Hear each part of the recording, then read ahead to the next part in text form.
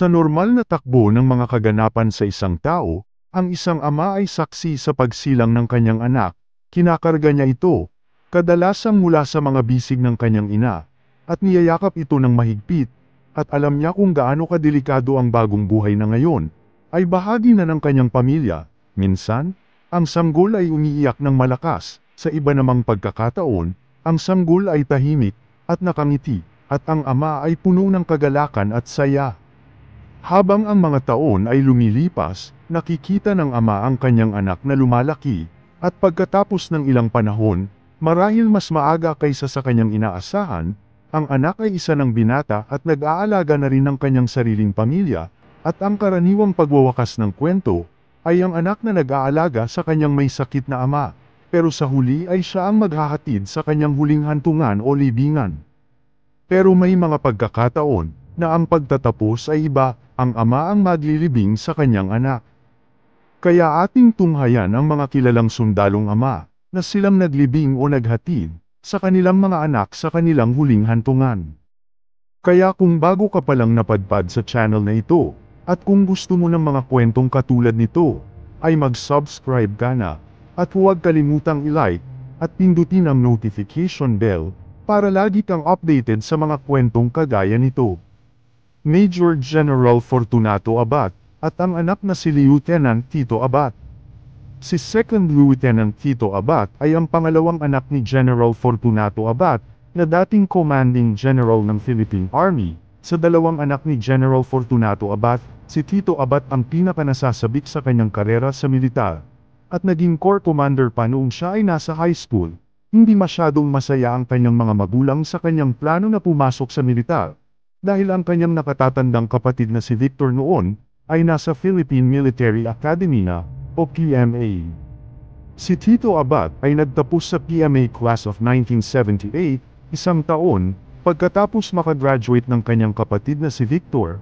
Sa kalaunan ay nagpakasal sa kanyang girlfriend at isang pedete rin na si Sigrid, na anak ni Colonel Epifanio Raimundo ng PMA Class of 1955. Sumali siya sa Philippine Army at pinili ang mag-training ng Scout Ranger, at noong Pebrero taong 1979, 4 na araw bago ang kanyang ika-23 taong kaarawan, si Second Lieutenant Tito Abad ay napatay sa labanan, laban sa mga rebelding New People's Army o NPA, sa probinsya ng Samar. Brigadier General Edgardo Alfabeto, at anak na si Ray Alfabeto. Si Second Lieutenant Ray Anthony Alfabeto, ay isa ring pangalawang anak ni Brigadier General Edgardo Alfabeto, na dating commander ng 9th Regional Command, na nakabase sa Zamboanga City. Si Ray Alfabeto ay nagtapos sa PMA ng Class of 1983, at pinili ang Philippine Constabulary o PC, bilang kanyang branch of service, at sumusunod sa yapak ng kanyang ama. Bagaman sa PC niya pinili, siya ay sumali sa Scout Ranger training, kasama ang ilan sa kanyang mga kaklase. Sa isang combat patrol sa probinsya ng Abra, si Second Lieutenant Ray Alfabeto ay naging biktima ng pagtataksil, mula sa isang NPA rebel surrendery, na nagsisilbing guide ng kanyang team. Siya ay napatay sa labanan noong ika-21 ng Setyembre taong 1983, at noong ika-11 anibersaryo ng Proclamation ng Martial Law, ang isang kalsada sa Camp Crame, na kung saan siya noon madalas na naglalaro, bilang isang batang lalaki, ay ipinangalan sa kanya bilang Lieutenant Ray Alfabeto Street. Brigadier General Rene Dado at anak na si Randy, si Lieutenant Randy Dado Jr., ay ang panganay at tanging lalaking anak ni Brigadier General Rene Dado, ng PMA Class of 1966. Si Rene Dado ang unang naging general sa kanyang batch, at determinado si Randy na sundan at pantayan ang kanyang ama, kung hindi man higitin ang kanyang record. Pumasok si Randy sa PMA noong 1987 at nagtapos kasama ang Class of 1991, sa kanyang huling taon sa PMA. Ginawaran siya ng Bronze Cross Medal, para sa kanyang partisipasyon sa pagliligtas ng 87 tao, kasunod ng lindol na tumama sa Baguio City noong Hulyo taong 1990, noong Mayo taong 1991. Sumali siya sa Scout Rangers at naitalaga sa Mindanao. Isang taon matapos, Siya ay napatay sa labanan laban sa mga rebelding Muslim sa mga border ng Camp Awang sa Cotabato City. Brigadier General Quintin Alcudia at anak na si Toto. Si Lieutenant Quintin Toto Alcudia Jr., ang pangalawa sa tatlong anak ni General Alcudia at asawang si Maria Luz. Ang nakatatandang Alcudia ay nagsilbing commander ng 4th Infantry Division na nakabase sa Camp General Evangelista, Cagayan de Oro City. Si Toto Alcudia ay nagtapos sa PMA Class of 1992 at pinili ang Army bilang kanyang branch of service. At sumali sa Scout Ranger, pagkatapos ng pagsasanay bilang Scout Ranger, siya ay ipinadala sa lalawigan ng Quezon, noong Nobyembre taong 1972.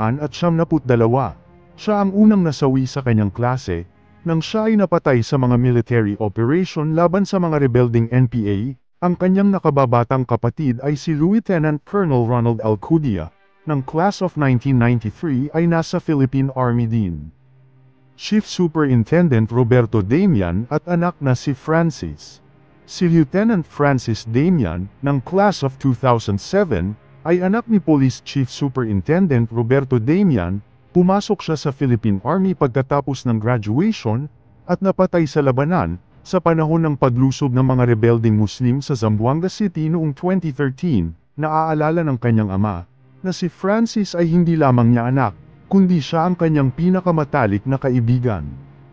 6 na kabataang lalaki, lahat ay nagtapos sa PMA, lahat sila ay lieutenants, lahat ay scout rangers, mga anak ng mga general, na ang 4 ay lahat nagdadala ng unang pangalan ng kanilang ama. Lahat sila ay namatay sa labanan habang lahat sila ay nasa serbisyo ng bansa. Kung tutuusin ay nananatili sana sila sa mas ligtas na mga lugar, pero sa halip, mas pinili pa nilang tahakin ang mahirap na landas. Ang normal na siklo ng buhay ay nabaligtad, dahil ang ama ang maglilibing na sa anak na lalaki, na minsang niyayakap at kinakarga ito noong bata pa. Ano ang masasabi mo sa ating kwento ngayon? Mag-comment ka lang at ating babasahin. At muli, hanggang sa susunod pa nating kwento.